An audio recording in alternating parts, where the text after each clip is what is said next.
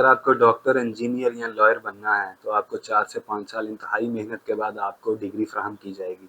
इसके बरअक्स अगर आपने पाकिस्तान के अंदर प्राइम मिनिस्टर बनना है तो उसके लिए कौन-सी चीज़ें दरकार होंगी। आज हम बात करेंगे 3 ऐसी चीज़ों पे जो कानूनी तौर पे आपके पास मौजूद होनी चाहिए, और 3 ऐसे स्किल्स पे बात करेंगे जो आपको प्राइम मिनिस्टर बनने में बहुत मुआवनत फ़राहम करेंगे।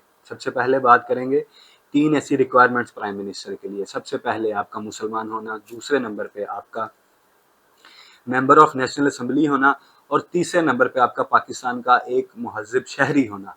और जो सबसे इम्पोर्टेंट चीज़, जो 3 क्वालिटीज़ या 3 स्किल्स की मैं बात करूँगा, वो ये है कि सबसे पहले आपके पास बेतहाशा पैसा होना चाहिए। नंबर 2, आपके पास झूठ बोलने का तरीकाकार होना चाहिए कि आपने झूठ किस तरह बोला। तीसरा सबसे कीमती